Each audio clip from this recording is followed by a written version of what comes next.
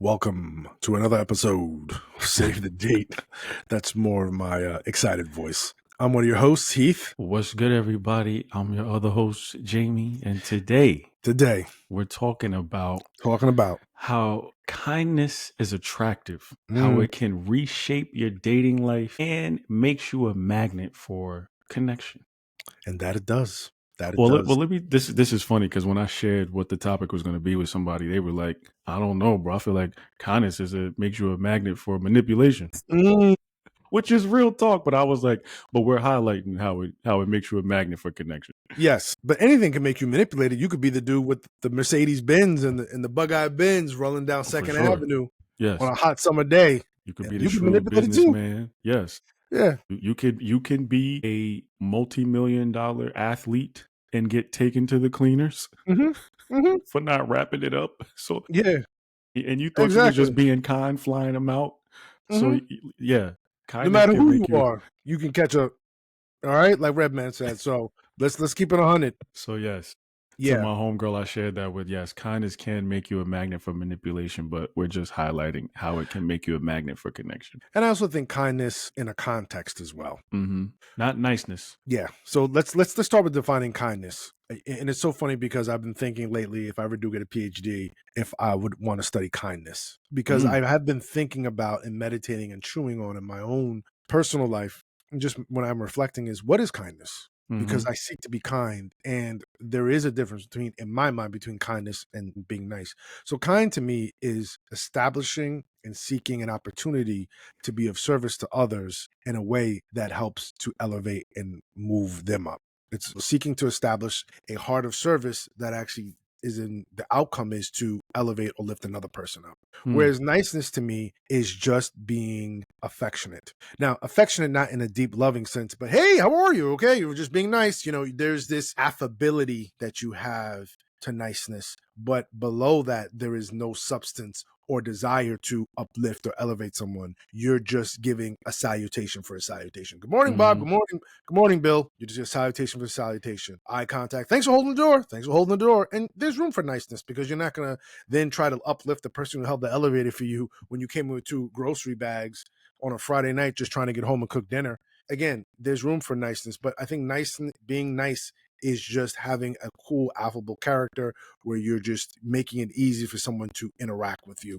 Kindness, though, is deep and abiding. Again, commitment to service, where your outcome or your goal, your intention is to uplift or elevate someone else. Yeah. I remember one time, I think my cousin was telling me, well, niceness is what gets people, like it makes you look dumb. It's very surface. It's not, Yes. like you said, it's not really anything abiding or lasting, but it's something that can get you hurt.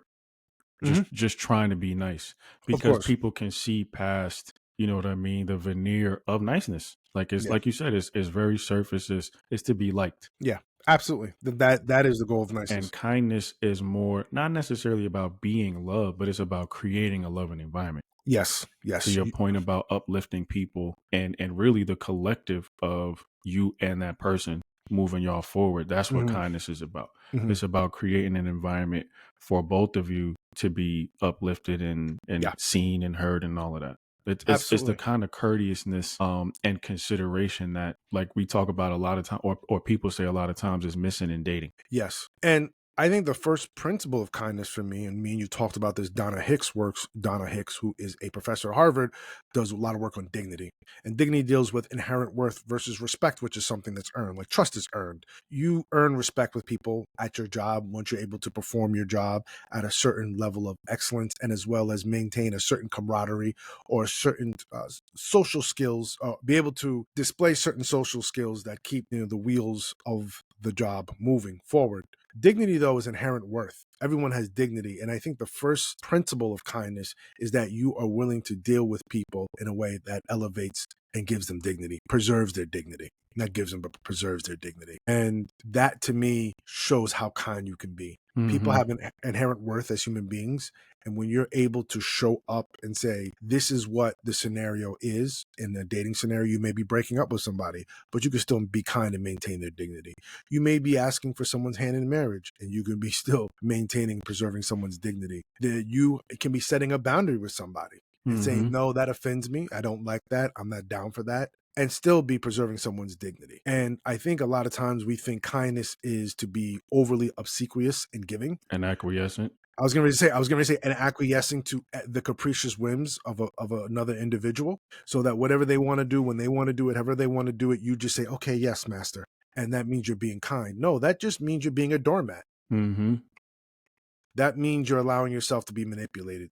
That means you are becoming almost a slave to that other individual. And that's really what the problem is. You miss out on being able to stand up and be kind to yourself by just always giving and allowing yourself to be used by a doormat to someone else. And I think kindness has gotten misconstrued over the years, because if you are dealing with a toddler that's tantruming, to be kind is just to let them tantrum. Now, that may be a therapeutic technique or a model in general for some people, but overall, when you don't put any boundaries on a child, and I'm not talking about spanking now, but I'm talking about just discipline and boundaries and letting them know that they can't just do that and hurt people, especially if they're throwing things. Yeah, that's very unkind. Very unkind. It is very unkind. Yeah, exactly. Because like you said, it's about preserving dignity. Mm-hmm. So, I mean, I'm pretty sure any parent that has a young child is not thinking about ways that they will allow them to just be whoever they want to be, so that they can so that they can end up in prison, or you know what I mean, violent to themselves or others. Or that's it would be very unkind to do that. Yeah, and those parents can be very nice. Oh, it's okay, like, not a big deal. Yep. Again, that high pitch affability that we associate with niceness. Hey, how are you? Hey, how are you doing? Oh, Dave Chappelle made that joke. That fakeness. Hey, how are you? Hey, how are you doing? All right there, buddy. Okay, take care. Hard. Working hard or hardly working. You just have your voice in that high pitch and just. But meanwhile, people don't want anything to do with you. People have talked about this in churches where they're meeting and greeting people at a church, and then behind the scenes, those same church members are scheming against a group of people, a pastor, other members. But hey, all right, praise God, praise Him in the morning, praise Him in the evening, praise Him when the sun goes down. Yeah, I mean, right behind in those church meetings, we've seen that. They're running amok.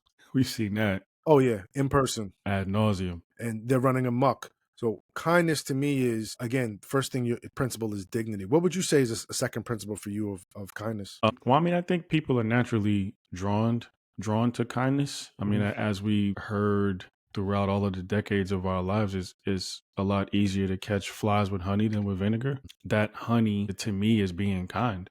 Mm-hmm. The principle of consideration, the principle of allowing other people, is meeting somebody where they are. You know what I mean? I like that. It's thinking it's not robbery.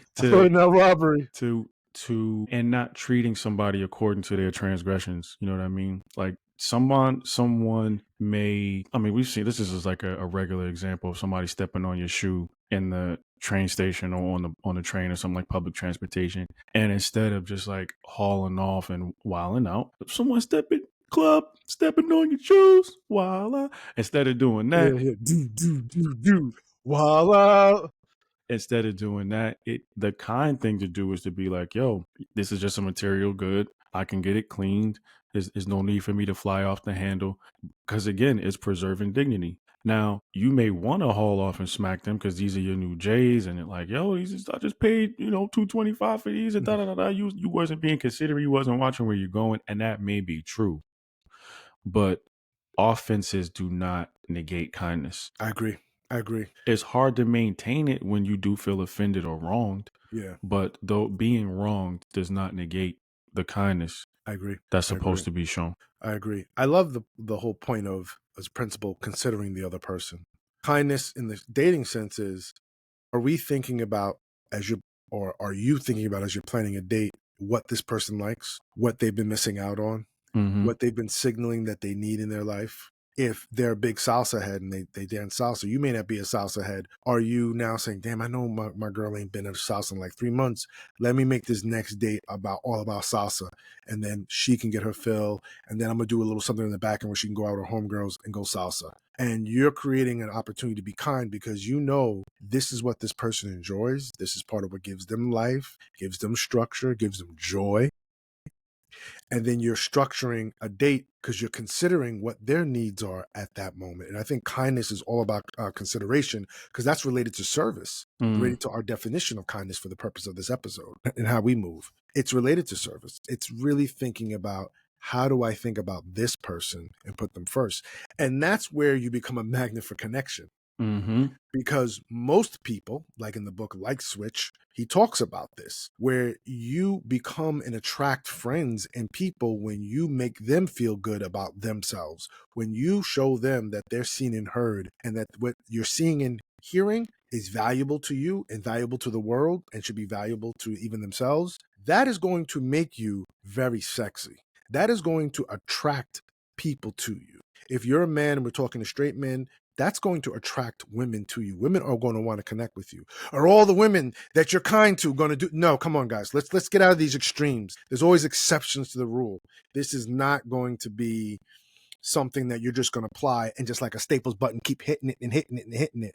But I will say this in the sense of when you look at your stock portfolio, if you invest in a Vanguard index fund or S&P index fund, you're not looking for returns that are just 45% every year, but those 12% gains year over year, they compound and they do right by you. You're going to have some down years, some years where it did 9%, 10%, but over time, if you're doing 12 and sometimes a little bit above, you're going to see such returns that are just going to be amazing for your portfolio. It's the same thing with being kind. Over time in your dating life, if you are really, truly considering another person, serving them so that they feel uplifted, and that is your MO, you're going to get a couple of duds. You're going to get some people who are manipulative. You're going to get some people who are so traumatized out that they did performative behavior that was not unkind and even bad. But over time, you're going to see a return on that is going to be nothing short of amazing, nothing short of fun and joyful. And that's where the whole connection piece comes in for thinking about and moving with kindness in your dating life. I always say kindness also shows a level of emotional intelligence, a high level of Yes. emotional intelligence. Like, you know, when I think about people who are kind, like they have empathy, they have patience, you know what I mean? Like they know how to deal with conflict in certain ways that other people don't. And it's like, you know, that's attractive, Oh, it is. especially when dealing with a woman. Like they don't want to look at a dude that they think is just going to fly off the handle or be aggressive. And you know what I Yeah. I said, mean? sit down. Yeah. And you're just like, we at the movie theater. I'm just getting the seats, and no, I said sit in the middle. That's where we gonna sit. Like, Yeah. okay, there's nothing kind about that. Yeah. So Yeah. I think it shows a high level of emotional intelligence, and that's one of those qualities that I think, well, it better be Jesus. It better be Jesus. I don't know who we'd be calling at this time because everybody knows that we're recording in my life. I Yeah. don't know, you know, what That was an alarm. habitual line steppers you got on your side. Yeah. But nah, I'm just messing with you. That was very unkind to say that. It's all good. But yeah, man, I think it shows that you can handle challenges well, Mm-hmm. and you can extend grace to people. When I'm saying this a lot because I feel like there's so much conflict in the process of getting to know people. And like you Yes. talked about, Currently. Yeah. it's but honestly, in every generation, because that awkwardness has to be a part of getting to know. Like you said, the failure has to be a part of the success.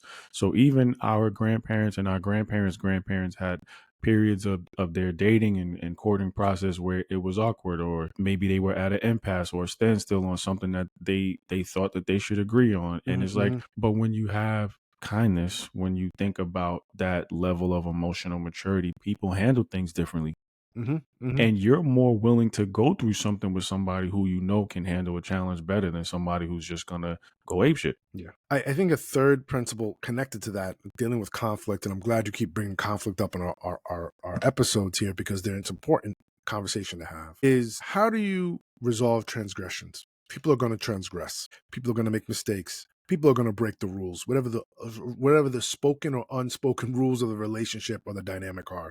They're going to break them. And kindness is about how do you approach that breach of trust in a non-judgmental way.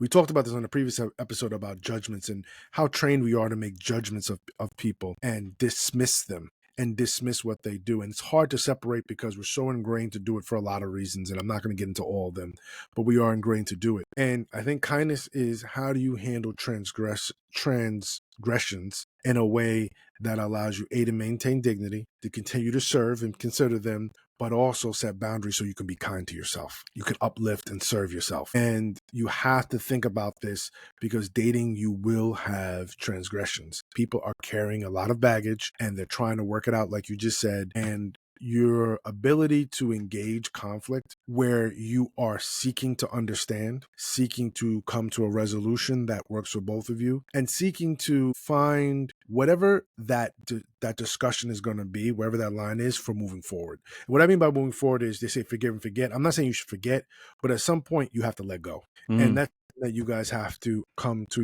your own conclusions about. So for not forgive and forget, but forgive and release. Forgive and Yes. let go. I like that. Yeah, forgive and let go. But that should be talked about.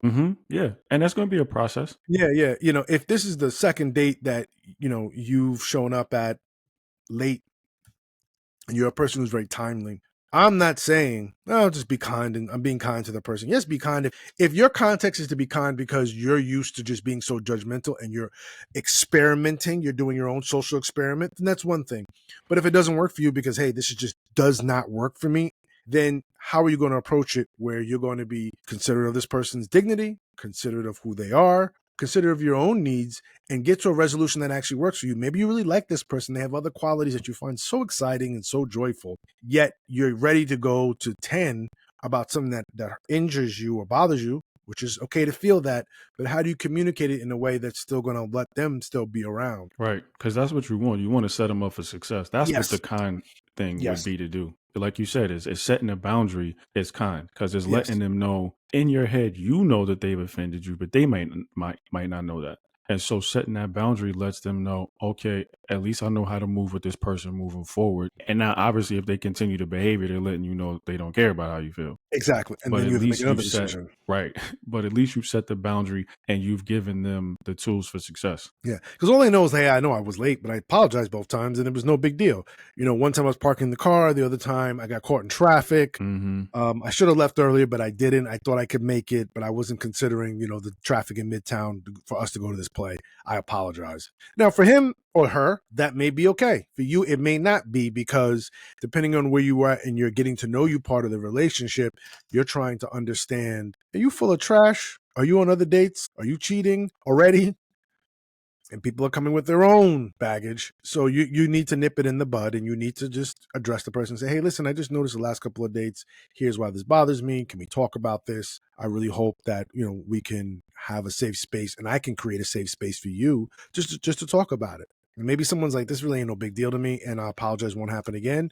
And if I am late, I'll call next time, or I'll text, or I'll follow these other protocols that may work better for you. And if somebody says, no, it doesn't work for me, I don't like people who hold me accountable like this, and they'll walk away, and that's fine too. Right. Now they're being kind to you because now they're not wasting your Right. Now time. they're wasting your time. Exactly. They're not Which, wasting your time. yo, it's so crazy you just said that, bro, because I was just thinking with all of the unkindness that we see, the inconsideration, kindness also makes you memorable. Mm-hmm. I mean, in a world full of like casual encounters where people don't really consider the other person and sneaky linking and breadcrumbing and ghosting and all of that, like And maliciousness. that's I mean, it's very unkind. So I Mm-hmm. think, if you're looking to be memorable, if you're looking to actually make a, unique impression on somebody, develop your levels of kindness and think about different ways where you could show up that way. Yeah. Yeah.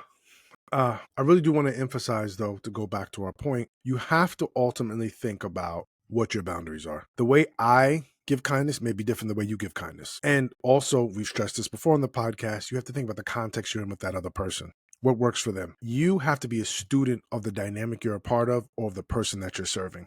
And you have to be a student of yourself. If you can't do that, you're going to probably end up being that person who just acquiesces, as you said, Jay, to every single thing the person wants. As my friend Dr. Regina Langley has said, we said on this podcast before, in the previous podcast, you end up with somebody who wants to take their issues out on your body. Their childhood issues, their work issues, my mama didn't treat me right issues, my daddy wasn't there for me issues, my siblings stole my Voltron toy issues.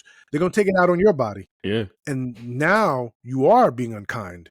You know who you're being unkind to? Yourself. You're being unkind Facts. to yourself. So you have an opportunity, and I believe an obligation, to honor yourself and honor who you are in the context you're operating in. As Shakespeare said, to thine own self be true. My Hmm. therapist was making a point that a lot of people see that as selfish, but ultimately you are responsible for your feelings and what you're experiencing. And you need to be able to have the skills, or develop the skills, to talk it out amicably and with kindness, not to just be a brute or think of dragon, coming in and scorching the town and laying waste to people. That's not how you're supposed to do it either. But I do think you have to think about what it means for you to serve yourself by at times protecting yourself and forming boundaries that are healthy, especially in situations that you find to be manipulative or wrong or unkind. This above all to thine own self.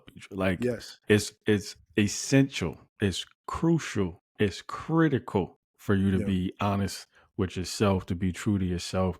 I mean, that's really what's going to help you out with your kindness too. Because I mean, it's a spectrum, right? Like everybody's not going to be able to be as considerate as maybe what their ideal of kindness is. But if you're on track and you're moving in that direction, even that's good. I think but we're talking about leading with kindness. And I Yeah. think that's something that it can actually expose the intentions of people who you're talking to, because it's hard to experience someone being kind to you and either keep up the lie that you have, um or get over on them. Hmm. Hmm. Like you're gonna I think you're gonna feel motivated, inspired, inclined to like, all right, because I mean I had somebody do this to me and I could tell because of how I was treating them, they thought they could get over on me. But they were just like, yo, you know what? I was trying to involve you in something that I can't even involve you in, and it didn't feel right to do it. They were trying to ask me for some money, and it was like, yo, you've been so kind to me. Whatever I need, I'll find another way to get it. But I don't want to take advantage of your kindness, and then you be looking at me like looking at me crazy. And I'm Hmm. glad they did that. Yeah, But for it was sure. because of I led with kindness that I just feel like they felt like in their heart they couldn't take advantage of me. Yeah, yeah. And again, this is about connection. And it's a perfect story about how you're a magnet for connection because that person valued the connection over the money. They needed the money, rightfully Hmm. so, and I don't know what they needed it for, but I don't either, but but they valued the connection over the money when it came to your connection. hmm. And that for them was more valuable, more precious, and rightfully so. As most of our connections are, whether we realize it or not. Yeah. Most of our connections are more valuable than the thing that we're after: the sex, the Hmm. status, being seen with somebody, driving in the car, the apartment, the things we're trying to acquire. I'm not saying we don't need them. We do. People need to live in nice apartments. People need to live in healthy environments, in nice neighborhoods, and those cost money. Just saw a new group of apartments here in New York City. $6,000, $7,000 a month for a 2-bedroom. Most people can't afford that. So if you want to live in and they had just built this apartment, they have a courtyard, and it was built by the guy who runs Union Square Ventures and his wife. And it's like one of these ecologically sound places. So it's a safe place to live in with a certain kind of timber and wood. Yeah, $7,000 a month. So you're gonna scheme if you're living in a bad place sometimes and you don't know how to get out to get into a 7,000 7,000 a month 2-bedroom apartment because I just want to breathe clean air and drink clean water. Mm. But for a lot of people, getting there on the backs of certain people, they just won't do or presents a challenge for them Yeah. because sometimes that person's just been too kind to them. I want to say this about kindness and connection as we start to come to a close. We live in a culture which is very casual. Casual sex, casual dating. You won't even bother responding to somebody after you've talked to them for a little bit or even exchanged valuable information. If you find a way to incorporate kindness and being intentional about kindness in your hookups, so someone comes over, y'all hook up, you make sure they have something to eat before they go, making sure you walk them down to their Uber, texting them to make sure they got home safely, making sure you check on them the next day. These little points of kindness where you're just trying to uplift the person and let them know you're cool and that life matters to them and you matter to them, even if it's about the exchange of what y'all just did, or maybe 16 hours prior, 12 hours prior. That's going to pay off dividends. Mm. I think we have lost the beat on just being good people and being good to another person. And if you can find ways to be kind like that, even in your casual relationships, trust me, the connections you'll forge and maintain will supersede or will go beyond anything you could think or imagine. That person you hunching on right now, you humping on, you don't know who they're going to become. And that's taken from an outcome-based perspective. And they may remember you as somebody who was kind to them at a moment of time when they were even unkind to themselves. Mm-hmm. Change your whole life when And they you get walk that into a job comeuppance. interview. Yeah, you walk into a job interview. You talk about raising money. You never know where that kindness will come back to you. Mm-hmm. 5, 10, 15, 20 years later. This is why we talk about save the date, because dating back in the day would lead to friendships. It would lead to partnerships. It would lead to people amicably exchanging information and even adding people into nodes as their network so they can Yeah, help each business other relationships. get Yep. along. Yeah. Yeah. Kindness pays. Will it pay all the time? No, nothing pays all the time though, people. Like I said, your S&P index fund will do right for you over a 30-year period, but not every year is going to be a high year. Mm-hmm.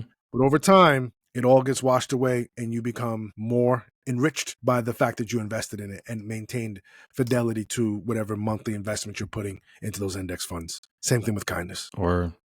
And I think you might have said this earlier, but I want to double down on it. Kindness is not something that you just that only is for other people. It's also reserved for yourself. And you can't even really know how to be kind to someone else until you know how to be kind to yourself. I mean, it's the whole thesis behind the golden rule. Doing unto others as you want done to you. I mean, you know how you want to be treated. So just come with the same standard for others. Yeah. That's a great example of kindness. Yeah, And for sure. the easiest way to look at it. Absolutely. Absolutely.